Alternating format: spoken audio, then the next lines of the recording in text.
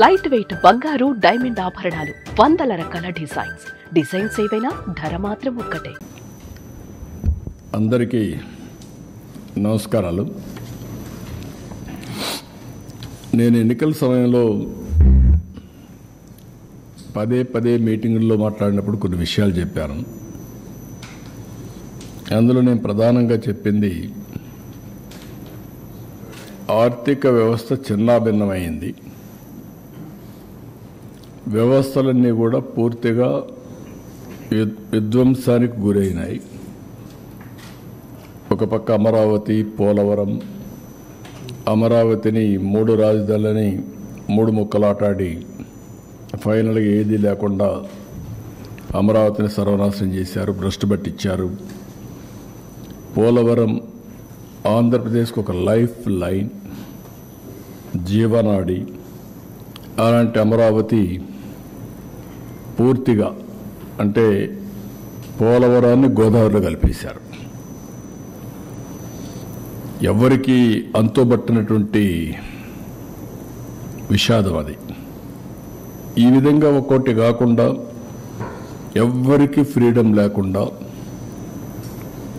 రాష్ట్రానికి రావాలన్నా ఈ రాష్ట్రంలో పుట్టిన వాళ్ళు భయపడే పరిస్థితికి వచ్చారు.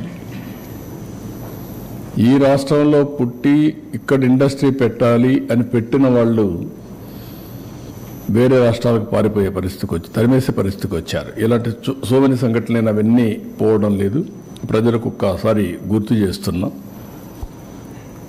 అయితే నేను ఆ రోజు చెప్పింది అప్పటికే 14 సంవత్సరాల అనుభవం ఉంది, చేసినటువంటి చరిత్ర ఉంది, ప్రూఫ్ ఆఫ్ కాన్సెప్ట్ కూడా ఉంది. ఒక ఐటీ ఒక ప్రూఫ్ ఆఫ్ కాన్సెప్ట్. 95లో ప్రారంభించిన ఐటీ ఈరోజు ప్రపంచంలో highest per capita income Telugu వారికి వచ్చే పరిస్థితికి వచ్చింది. హైదరాబాద్ నగరం ఇండియాలో నెంబర్ 1గా తయారై తెలంగాణ రాష్ట్రానికి హైయెస్ట్ పర్ క్యాపిటా ఇన్కమ్ చేకూర్చే పరిస్థితికి వచ్చింది. ఇలాంటివి కోకొల్లలు. ఆ అనుభవంతో నేను ఆ రోజు ప్రజలకు ఒకటి చెప్పాను, సంపద సృష్టిస్తాం, ఆదాయాన్ని పెంచుతాం. ఏదైతే సంపద సృష్టించాలంటే అభివృద్ధి జరగాలి, అభివృద్ధి వల్ల సంపద వస్తుంది, సంపద వల్ల ప్రభుత్వానికి ఆదాయం పెరుగుతుంది, ఆదాయం పెరిగితే దాన్ని సంక్షేమ కార్యక్రమాలు పెట్టి నిరంతరం పేదరికం నుంచి పేదవాళ్ళని పైకి తీసుకొచ్చే అవకాశాలు ఉంటాయని చెప్పి నేను చాలా సందర్భాల్లో చెప్పాను. చాలామంది కూడా అన్నారు ఇవన్నీ ఏంటి అవి ఇవన్నీ మాట్లాడారు. నేను నమ్మిన ఆర్థిక సిద్ధాంతం ఇది. నేను ఇప్పుడు కాదు, 95లో నేను ముఖ్యమంత్రి అయ్యాను. 91లో ఆర్థిక సంస్కరణలు వచ్చాయి. అదే సమయంలో 92, 93 ఆ ప్రాంతంలో ఇంటర్నెట్ రెవల్యూషన్ వచ్చింది. ఈ రెండు కూడా ఇమ్మీడియట్గా అడాప్ట్ చేసుకోరు చాలామంది. ఒక పక్క ఆర్థిక సంస్కరణలు తీసుకొచ్చినప్పుడు అందరూ ఆలోచన ఏంటంటే ఆర్థిక సంస్కరణలు చేసింది కూడా ఇన్విటబుల్ సిచ్యువేషన్లు, ఫారిన్ ఎక్స్చేంజ్ రిజర్వ్స్ లేవు, ఆర్థిక సంస్కరణ తప్ప వేరే మార్గమే లేదు. బంగారు కూడా తాకట్టు పెట్టిన సందర్భం అది. అప్పుడు తీసుకొచ్చారు. కానీ నేను మనసా వాచా నమ్మాను కాబట్టి నేను ఓనర్షిప్ తీసుకున్నా.